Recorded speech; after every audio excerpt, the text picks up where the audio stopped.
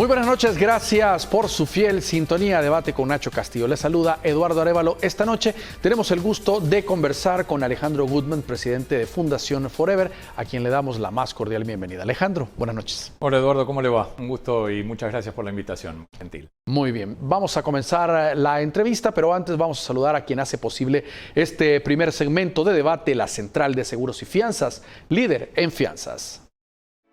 Los salvadoreños somos valientes. Somos solidarios. Juntos saldremos adelante. Como siempre, ánimo y a luchar. Protejamos a los que más amamos y caminemos juntos con fe. Comprometidos con el progreso de El Salvador. La Central de Seguros y Fianzas, su centro de confianza. Muy bien, Alejandro, antes de iniciar hablando de la situación que están enfrentando en Fundación Forever, pues ya son 20 años de trabajo. Hay que ponerlo en contexto en nuestro país, cómo nacen, cómo viene esta iniciativa y qué han estado realizando en estos últimos años. Bueno, nacimos hace casi 20 años. Sí. Hace tanto que ya éramos mucho más jóvenes. Y nosotros en ese entonces estábamos trabajando en Zambia y en Sudáfrica. Zambia, que es uno de los países más pobres del mundo, definitivamente es uno de los países más pobres de África, Sí. lo cual lo convierte en uno de los países más pobres del mundo. Y estuvimos trabajando 2 años allí y paralelamente trabajábamos al mismo tiempo con El Salvador. Y nos fuimos decidiendo, primero porque era imposible buscar un cambio importante en las dinámicas de la pobreza en algún país diversificando nuestras actividades en tantos lados. Era muy bonito poder decir estoy aquí, estoy allá y suena muy bien, pero nos fuimos dando cuenta, o me fui dando cuenta que era absolutamente ineficiente y que luego con el paso del tiempo el amor que le fui teniendo a este país, el que me contagiaron, porque en principio fue el deporte, los exjugadores de la selección del 82. Aprovecho, si me permite, y voy a salir de contexto, claro. y está muy mal, pero claro. Quiero mandarle todo mi cariño, mi respeto y mi admiración a los jugadores de la selección playa. Porque perdieron, pero ha ganado muchísimo el país, ha ganado muchísimo esa selección en experiencia y conozco a algunos de sus integrantes, al técnico, que lo he tratado pocas veces, ¿no? Pero me parece un señor y el esfuerzo que realizan y me encantó, sinceramente me emociona que a pesar de que no lograron pasar a la siguiente ronda, el pueblo en general, el periodismo en particular, los ha tratado con respeto. Sí. Entonces eso me parece que es un avance, un síntoma de madurez muy importante para entender, para comprender ese proceso. Entonces, yo que siempre fui muy crítico de aquellos que se aprovechaban de ellos cuando estaban en el apogeo y después no les cumplían con nada, ahora quiero destacar este trabajo magnífico y que sirva de estímulo, Claro.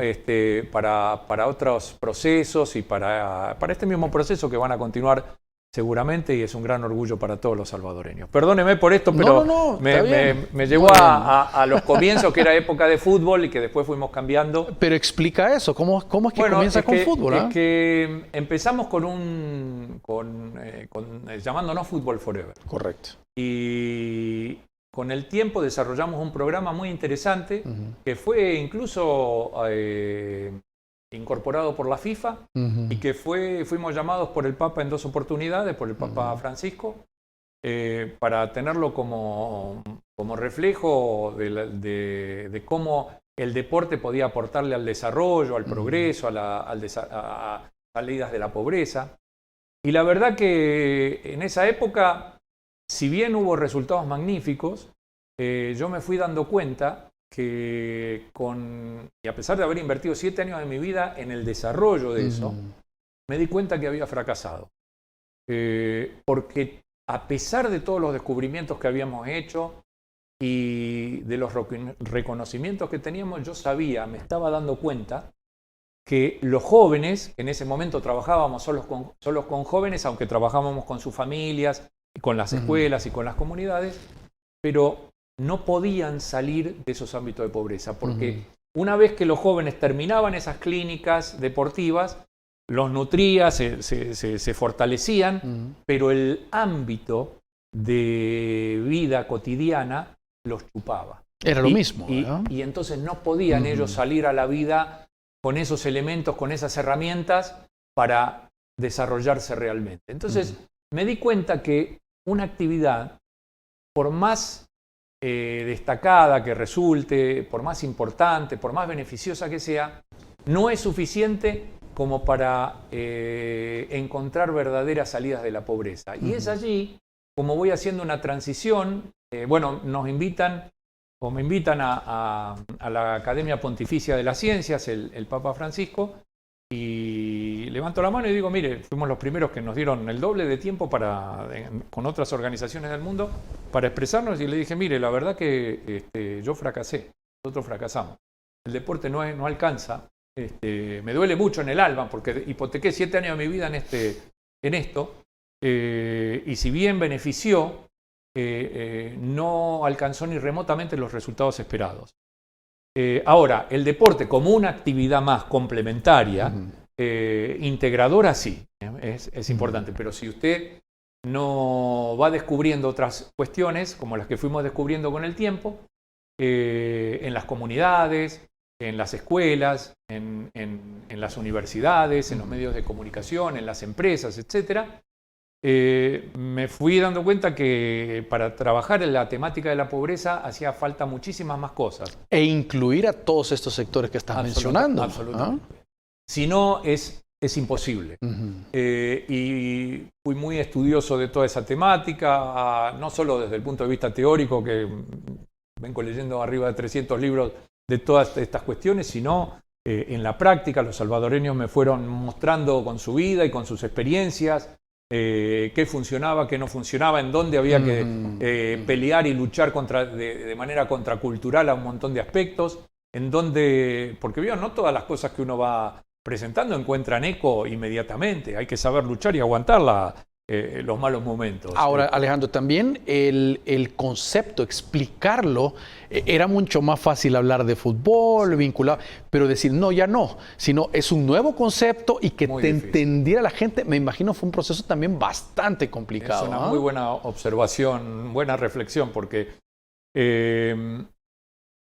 yo creo que al principio no lo entendían.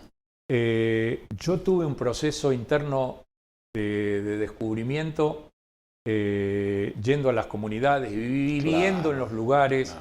Yo fui un privilegiado, Eduardo, todo.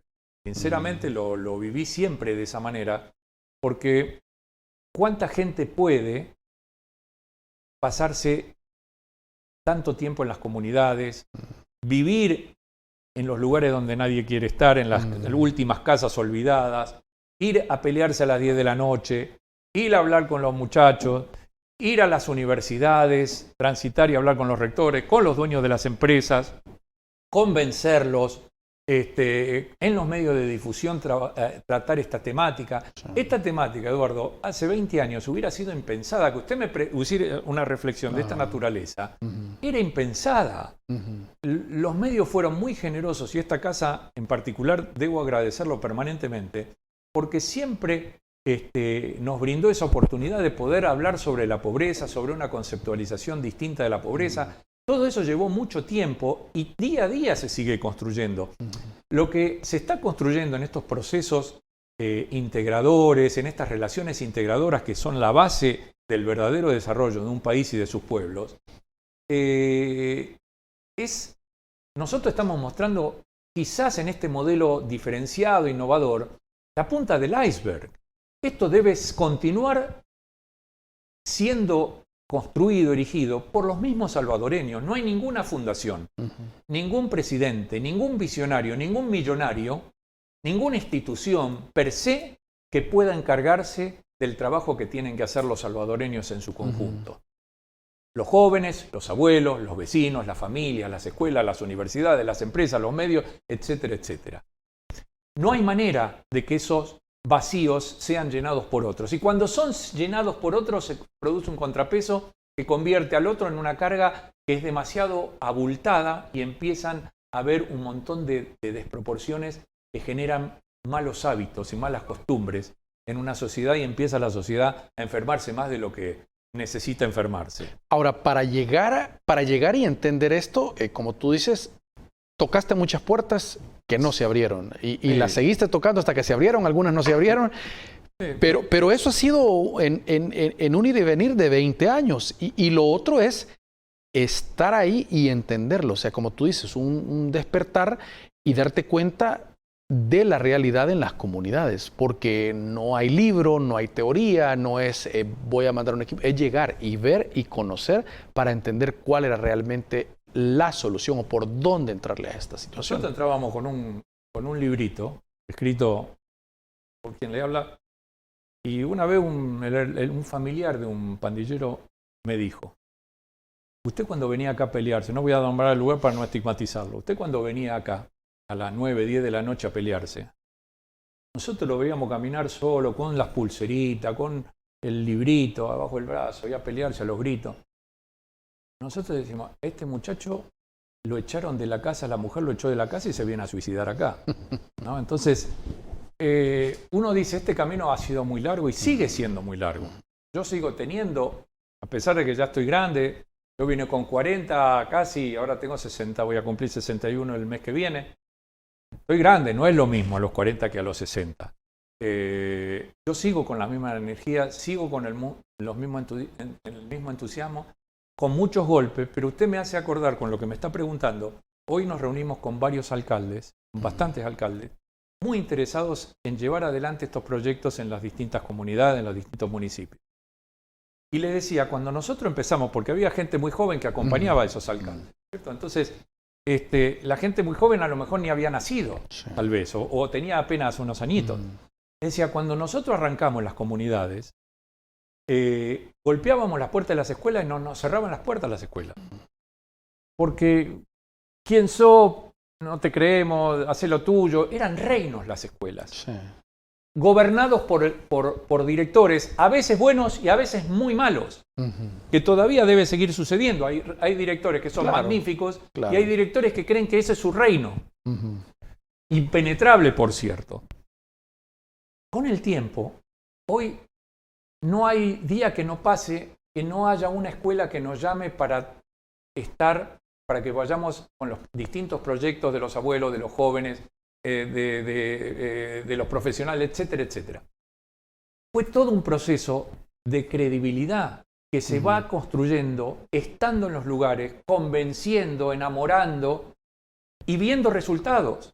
Porque al final del día la única manera que puede haber cambios es la participación de la gente. Claro. Y que vean esa ida y vuelta, que vean que ese joven que, mire, se graduó hoy, lo decía a la mañana.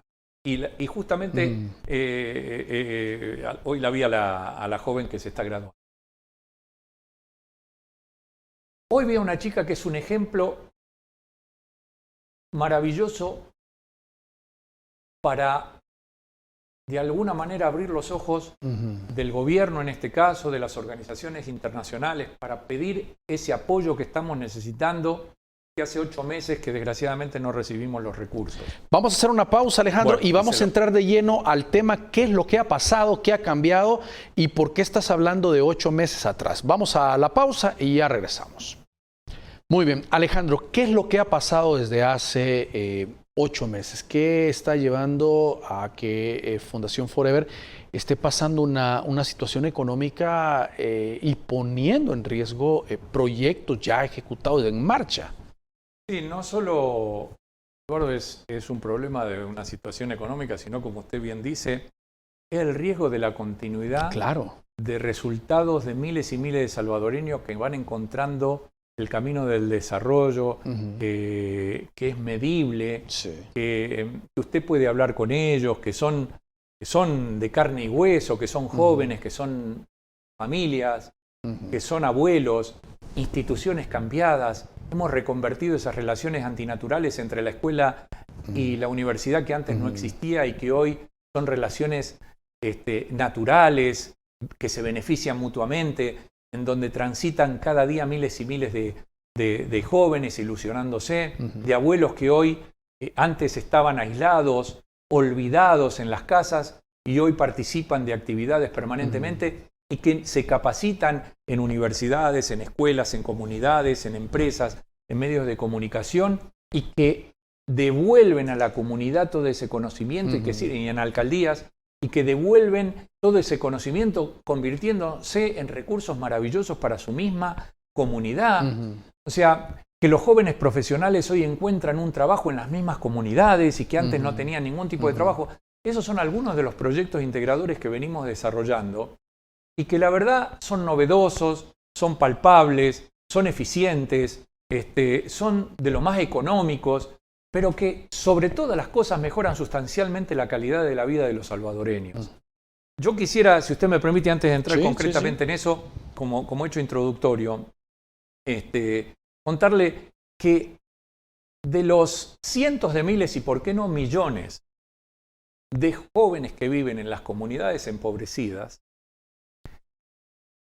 la única organización, el único modelo que permite que esos cientos de miles y millones de jóvenes puedan aspirar realmente a tener una continuidad académica es la del modelo integrador. Porque el modelo propuesto, tanto de las políticas públicas, sociales, y de las organizaciones internacionales, USAID, BID, Unión Europea, embajadas, PNUD, etcétera, etcétera, es premiar, es reconocer al número uno de la región o al número uno de algunas escuelas, el que saca el 10 y le dan una media beca, un cuarto de beca o en algunos casos maravillosos una beca completa. El resto de cada curso no tiene ninguna chance salvo que algún papá o mamá, digo padres, o abuelitos tengan ese recurso, pero es una cantidad muy, muy pequeña de ese 100%. Entonces, yo digo, ¿por qué no abrazar a estos miles de jóvenes que ya hoy son una realidad? Todos los que se han graduado, estoy hablando de cientos y miles de jóvenes que se han graduado en 12 o 13 universidades del país, que ustedes pueden hablar, esto es comprobable, no me tienen que preguntar a mí, yo soy el menos importante de toda esta historia, de la fundación mucho menos importante porque la verdad ojalá desapareciera mañana mismo, pero que continuaran con el modelo integrador. Para eso hay una ley que han aprobado todos los partidos políticos, incluyendo al señor presidente que abrazó la integración, lo dijo públicamente, y nosotros todavía esperamos y ambicionamos que eso ocurra para que este modelo integrador coexista dentro de las políticas públicas como alternativa real para que no solo esos jóvenes puedan aspirar realmente haciendo un proceso formativo, porque hay que aclarar que hay que hacer un proceso formativo de 11 actividades, se tienen que sacar 7 en la escuela, pero es un proceso que les posibilita a todos aquellos que tengan intenciones de aspirar a mejorar sustancialmente su calidad educativa, aspirar a una licenciatura, a un técnico, a llegar y a graduarse. Todos esos miles, ninguno de ellos, de esos miles, perdón, eran los de 10, o los de 9, o los de 8. Todos esos chicos son chicos normales, como usted y como nosotros, que, bueno, hablo, a lo mejor usted era de 10, no, pero yo no. Yo no era de 10. No, ni yo. Y la verdad que todos esos chicos demuestran cada día, hoy me encontré con un ejemplo que si me permite lo voy a reiterar porque es maravilloso y que de alguna manera debe enarbolar y debe representar también a todos aquellos que se creen olvidados y que deberían tener esa esperanza, pero real, en esta parte de su vida, no esperando a ser padres y que sus hijos o los abuelos. Esta vida merece ser vivida de otra manera, incluso para aquellos que están más olvidados. Hay una joven que vivió en una situación sumamente trágica su vida. 2 hermanos fueron asesinados, familia, el padre no estaba, muchísima pobreza, había que estudiar con vela, no le gustaba las matemáticas, no le gustaba el inglés, le costaba la escuela. Terminó graduándose con 7. O sea, tenía todas en contra. Nadie hubiera apostado $1. $1 contra 1000 que esa chica hoy se está graduando. ¿Es milagro? No, es el fruto de mucho esfuerzo de salvadoreños que trabajaron desde la escuela, desde la familia, desde la universidad, que acompañaron empresas, que fueron acompañando todo ese desarrollo. Hoy se va a graduar de licenciada en Ciencias de la Educación. Yo le hablo a ese chico, a esa madre, a ese abuelo, que piensa que su hijo, que su nieto, que él mismo o ella misma no es capaz, porque no saca 10, porque no le encanta pero que tendría aspiraciones reales y que haciendo un esfuerzo importante podría llegar a cambiar su vida y romper esos círculos de pobreza y empezar a enriquecerse de muchas maneras, intelectualmente, emocionalmente, económicamente, socialmente, culturalmente, ampliar su mundo. Pero para eso se necesita mucha gente trabajando. No podemos seguir pensando, le voy a dar una beca al que saca el 10. Hay que romper con eso. Y nosotros tenemos 20 años haciendo esto. No sirve. Yo pregunto, con los proyectos que estamos, los distintos proyectos, nosotros hace 8 meses, ahora entro en el tema, Eduardo, nosotros presentamos hace 8 meses y después de 20 años de trabajo, casi 20 años de trabajo, solicitamos bastante dinero para poder proteger, para poder llevar adelante esa ley de Sistema Nacional de Integración para los salvadoreños, en donde se trabajaba, son 40 proyectos que afectan directamente para mejorar sustancialmente las condiciones de vida de alrededor de 50.000 salvadoreños. Eso es mucha gente. Solicitamos $2 millones hace 8 meses. Pero eso, el año pasado no es que pedimos, esto nos llevó 20 años llegar a que nos aprobaran eso. Porque el año pasado el Ministerio de Educación, los 200 y pico de miles de dólares fueron para las universidades, el Ministerio de Justicia pagó otro tanto también para las universidades, que todos se fueron y en distintos proyectos, y la alcaldía de Soyapango hizo lo tanto con varios de estos proyectos. Esta era la primera vez que íbamos a poder ampliar un poco más y pagarle, no incluir a muchos más, porque tampoco teníamos chance, pero poder pagarle. Nosotros ahora tenemos 600 jóvenes en las universidades que se están graduando entre este año y el año que viene, y debemos $300.000 a 12 universidades. De los jóvenes que ya están colocados. Que están colocados, que ya vienen, que están en cuarto y quinto año, ¿no es cierto? Correcto. Las licenciaturas.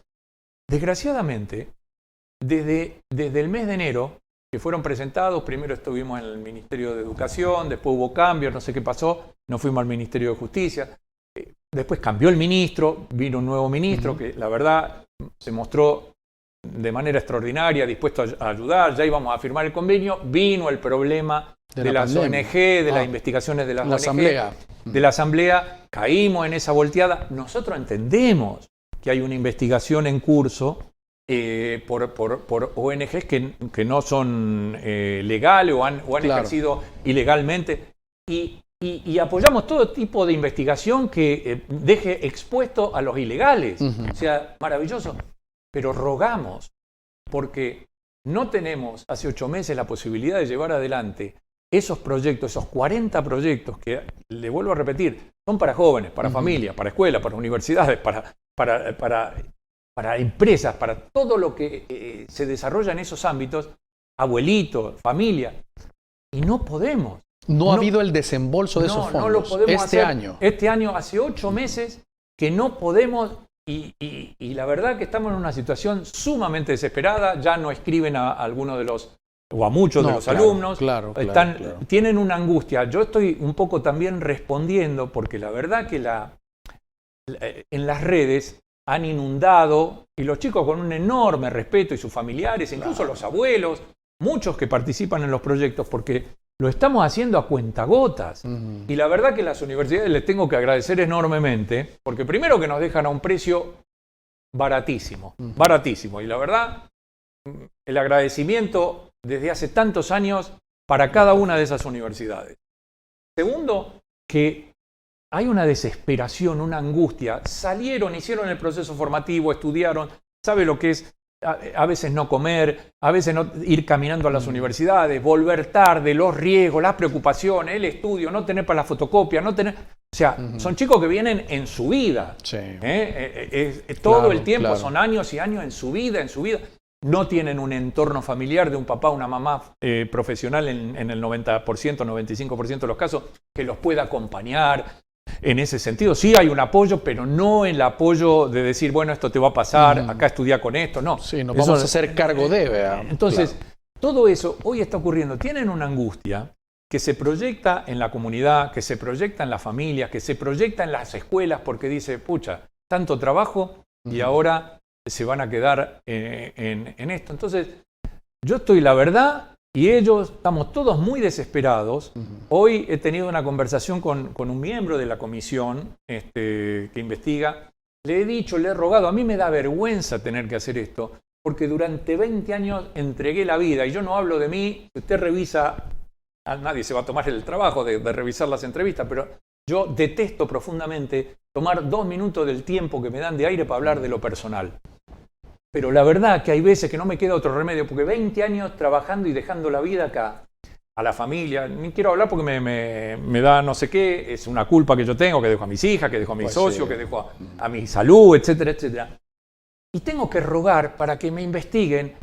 Les ruego, investiguennos, vean que está todo en regla y por favor, ayúdenos con el dinero para llevar adelante.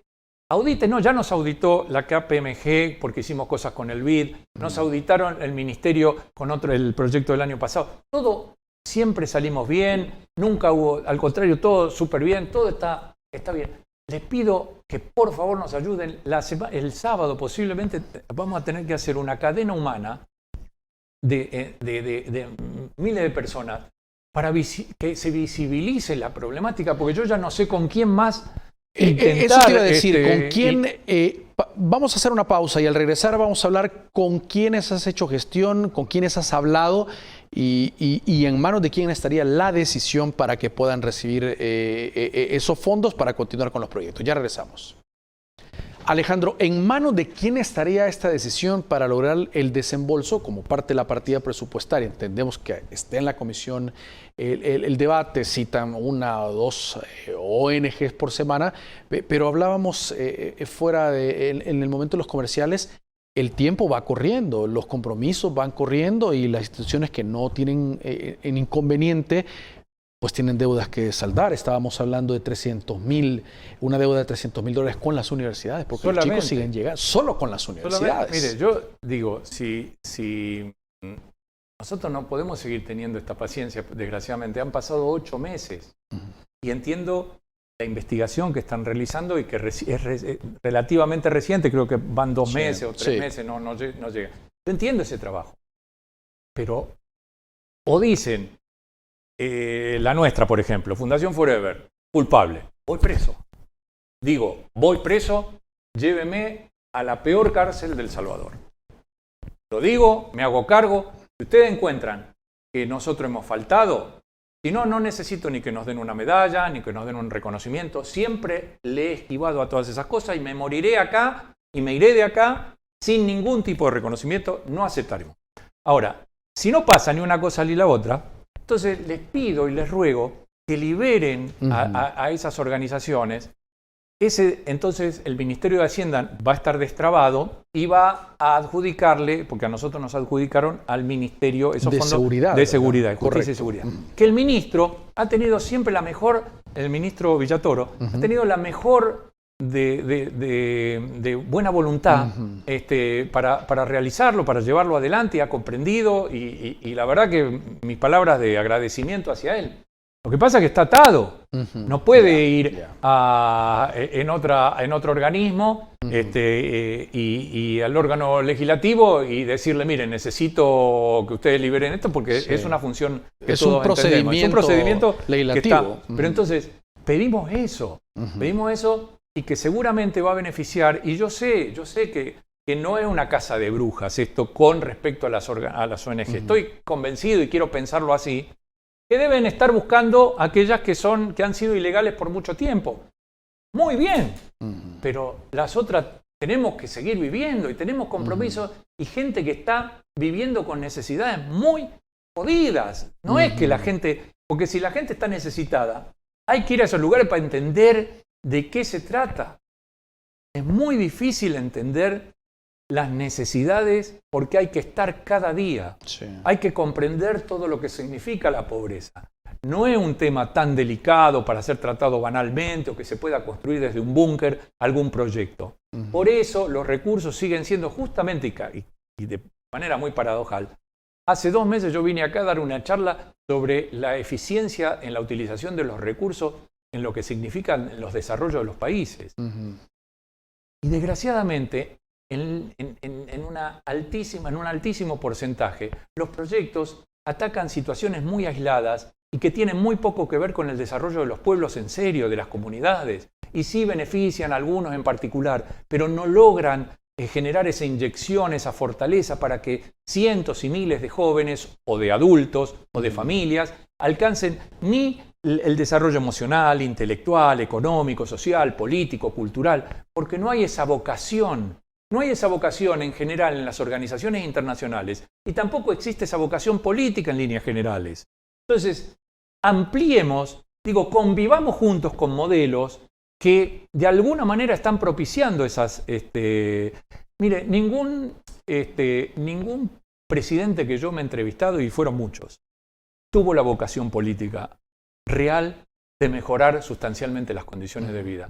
Este presidente tiene una posibilidad histórica, hay una ley, él ya se expresó. Abrace la integración. Abrace la integración que le va a dar, lo van a apoyar por mucho tiempo seguramente. Si hay pueblos que se desarrollan, si hay jóvenes, si hay familias, si hay abuelos, si hay comunidades, si hay escuelas más integradas y universidades y empresas, realmente mejorando el desarrollo, va a estar mucho tiempo. No, y como tú dices, no es un tema, no es una beca, no es decir, que no se entregue este mes, 3 meses más adelante se va a entregar. Es un proyecto, es una cantidad muy grande de gente involucrada, tanto trabajando para como los que reciben, que no se puede detener y el tiempo va corriendo. O sea, es importante, igual el trabajo de la comisión, como tú decías, paralelamente pudiera ir corriendo y otros haciendo una revisión de las que no tienen problema para liberar esos fondos. Podría ser una alternativa. Eso es lo que esperamos. Mire, yo quería ir mañana a la asamblea, golpear la puerta, presentarme, como he hecho tantas veces en distintas ocasiones. A veces a uno lo atienden, a veces no. Yo he hablado hoy con un miembro de la comisión, me ha dicho que lo deje averiguar un poco el día de mañana, a ver cómo están las cosas, y es por eso que no me voy porque en la mañana dije que iba a ir, luego hablé con esta persona, me dijo, Alejandro, déjeme investigar, estamos invitando a la gente y solo atendemos a quienes estamos invitando, pero déjeme que le averigüe a ver de qué manera podemos solucionar.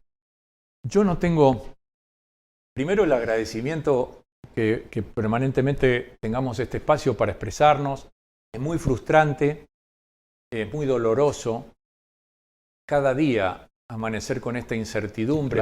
Claro. Pero no en lo personal solamente, porque en lo personal al final del día me embromaría yo y al núcleo de amigos, de familia, de mi señora, mis hijas. Bueno, ¿quién le importa? Son pocos. Pero usted se imagina Por eso yo respondí un poco ya agotado ante cientos y cientos y miles de jóvenes y familiares y abuelos que escriben en las redes sociales y que de manera muy respetuosa, muy angustiante, muy honesta, quieren saber qué está pasando. Ven que se les va entre las manos otra vez esa ilusión para la cual han trabajado tanto. Que puede quedar en la nada porque ellos sienten que puede quedar en la nada. Lo que a uno le parece que es una tontería y ya se va a arreglar, para ellos puede ser inalcanzable. A lo mejor para algunos unos cientos es nada, para algunos un mes no es nada, para otros es la diferencia entre la vida y la muerte.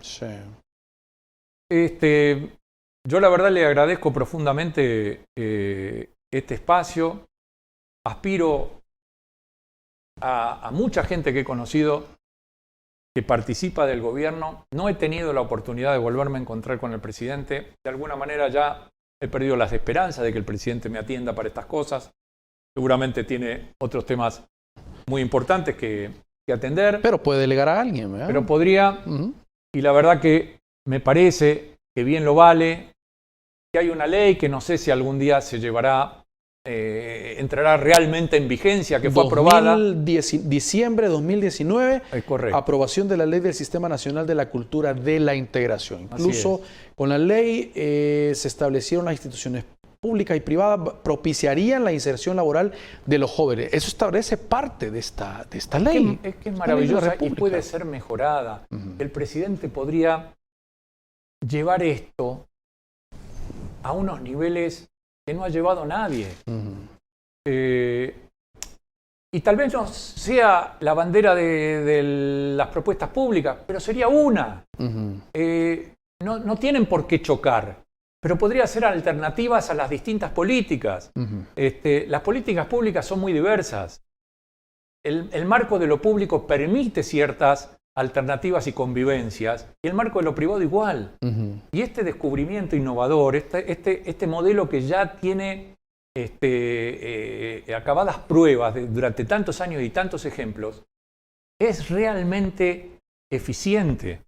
Entonces, el día de mañana van a seguir mejorándolo, y probablemente mucha gente que yo he conocido sea la encargada de ir mejorándolo, y yo voy a estar muy feliz. Y a lo mejor de lo que nosotros creamos va a quedar el 10% porque fue mejorado. Y yo voy a estar muy feliz. Y todo lo demás fue mejorado. Perfecto. Y si de ahí salió, fenómeno. Yo no pretendo nada más que eso, o todo eso, que es un montón. Y yo sé, a mí me lo preguntaron siempre, ¿pero vos estás consciente de que a lo mejor no lo ve en vida? Claro que estoy consciente. Pero es probable, y así, de alguna manera, terminar como usted empezó, como usted me planteaba. No es el riesgo económico de no pagar. Son 20 años de trabajo de salvadoreños y de esfuerzos y de luchas y de construcciones entre todas estas personas y organizaciones que han construido de este modo que se pueden diluir. Ese es lo más doloroso de repente, porque son miles y miles de salvadoreños que ya participan y cientos de miles y tal vez millones que pudieran beneficiarse disfrutándose y conociéndose y participando de estas construcciones, porque los recursos que existen aquí son maravillosos también. Entonces, si los utilizamos de manera eficiente, y hay que entender de qué se trata, y hay que aprender, porque todavía no se sabe cómo construirla, porque la verdad que no lo ofrecen las otras alternativas. Entonces, sería bueno tener un manto de humildad en estas cosas, y a lo mejor si hay gente que ya pasó de esto toda la vida, trabajando en esto, en el ensayo, en el error, en algunas cosas que están bien hechas, gente que atravesó por esto, que te puede contar las dificultades, etcétera, etcétera. ¿Por qué no intentamos? Si al final lo hicieron los salvadoreños esto. No es algo que hizo la fundación. No nos engañemos, yo nunca quiero tener un solo crédito de eso, porque no es... Esto lo construyeron los salvadoreños, son las universidades salvadoreñas, son las escuelas salvadoreñas, el pueblo salvadoreño, son las empresas salvadoreñas, son los medios de difusión...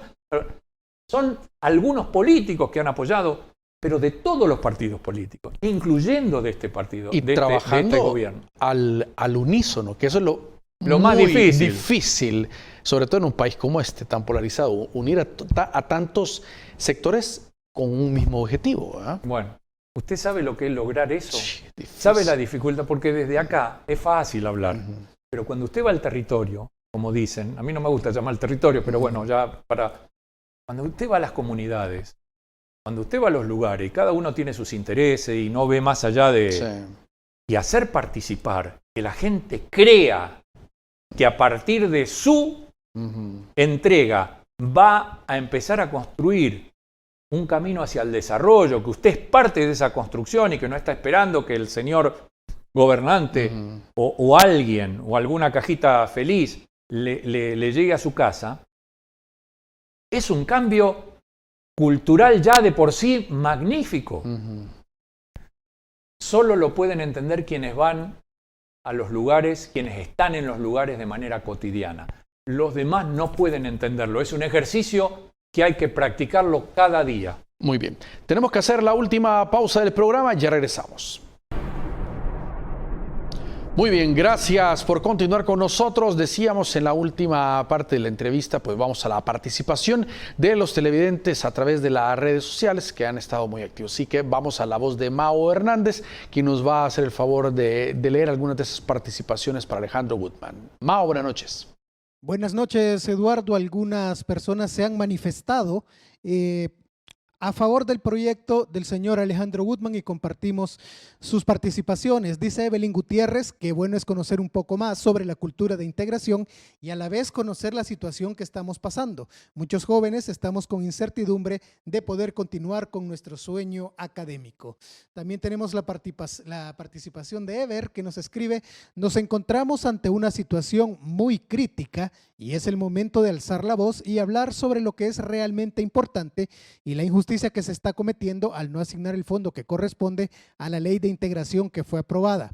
Debido a esto, el futuro de muchos estudiantes que tenemos la esperanza de convertirnos en profesionales podría venirse abajo, nos escribe Ever. Adriana Avilés nos dice: esperemos que la población pueda ver la realidad de la fundación y todos los que somos becados. Necesitamos el apoyo del gobierno para poder continuar con nuestros estudios. Finalmente, participa con nosotros Cristi, que nos escribe: es muy importante ver esta entrevista, ya que seguramente Alejandro habla de la preocupante situación que está enfrentando la Fundación Forever por falta de recursos económicos. Más de 600 becados estamos en peligro de perder la oportunidad de seguir estudiando, ya que no se ha pagado ninguna beca desde enero de este año. Y así hay muchas más participaciones y muestras de solidaridad. Eduardo, vamos al set para los comentarios de don Alejandro Gutman. Duele escuchar eso, Alejandro. No, y la verdad que una cosa es leer, ¿no? Cuando usted conoce, yo no conozco a los miles de jóvenes, ni a de los abuelos, ni conozco, porque además están esparcidos por distintos lugares del país. Pero cuando usted conoce las realidades, Claro. que la gente se muere antes de tiempo, porque está mal atendida y mucho peor curada, no se las cura. Cuando usted se da cuenta que les cuesta ingresar en el mercado laboral, en blanco, formalmente, cuando usted se da cuenta que no tienen acceso a las universidades, cuando usted se da cuenta que están luchando por el subdesarrollo, que es una lucha emocional, intelectual, económica, de todo tipo, y que donde uno está combatiendo el día a día y viendo cómo llega a la noche, y no hay el proyecto de futuro se convierte en una ilusión nada más, en una esperanza que se apaga casi todos los días. Eso realmente llega en serio a tocarle las emociones. Una cosa muy distinta desde la comodidad de la casa, como muchos estarán en estos momentos viendo, y no termina uno por una protección, por un cuidado que uno hace de no dejarse sentir tanto y que no le duela tanto y no terminar deprimido el programa de hoy. Es como un colchón que pone y no deja, no se imagina. Si se imaginara que sus hijos podrían padecer de una situación similar y que ellos como padres o familiares no pudieran hacer absolutamente nada para modificar ese sufrimiento, para torcerles el destino, tal vez allí empezarían a entender de lo que podrían estar pasando estas familias, estos jóvenes, estas comunidades que aspiran a ese verdadero desarrollo, a ese cambio, que generación tras generación, que primero de manera tan orgullosa, con tanta pertenencia que logran tener en sus comunidades, pertenencia de enamoramiento con esas escuelas, porque esos mismos jóvenes, quiero decirles, pues no hemos hablado mucho de ese tema porque nos hemos enfocado en otras cosas que quizás eran más importantes hoy, o más urgentes, mejor dicho, pero estos jóvenes, lo que hacen es ir semana a semana a las escuelas, donde ellos fueron alumnos ayer, y les enseñan el proceso formativo, los refuerzos escolares, a los chicos de cuarto grado, de bachillerato, del año que sea. Y eso les hace sentir pertenencia, orgullo. Claro. Antes, ¿qué sentían? Mire, fue muy criticada, sé que ya estamos cerrando, pero se lo digo rápidamente. Fue muy criticada Kamala Harris, vicepresidenta de Estados Unidos, por sus viajes, en las visitas que tuvo tocando el tema de la migración. Fue muy criticado durísimamente el USAID por las políticas, por la mala utilización de los recursos o la ineficiente utilización de los recursos, mejor dicho, en los proyectos que realizan. Ellos creen que con lo que hacen van a disuadir a la gente de que viaje, que quiera irse a los Estados Unidos. Hoy todo el mundo se quiere ir a Estados Unidos. Un enorme porcentaje de la población salvadoreña se quiere ir a Estados Unidos, desgraciadamente, por las dificultades del país. Claro. ¿Ustedes creen que con los proyectos que las organizaciones proponen van a disuadir? Los proyectos que pueden enganchar a la gente es aquellos que tienen pertenencia con sus lugares, que los jóvenes, que las familias, que los abuelos encuentran una esperanza y que se sienten útiles en construir ese desarrollo, ese camino que ellos mismos están transitando y que además de construir para sí mismos, lo que logran estos efectos multiplicadores de la integración es que construyen para ellos, pero al mismo tiempo están construyendo para los que vienen atrás. Y estos construyen para ellos, para los demás, algunos puentes, y hay otros que están construyendo otros puentes para que ellos también circulen y viceversa. Eso es lo que puede disuadir a la gente de querer irse.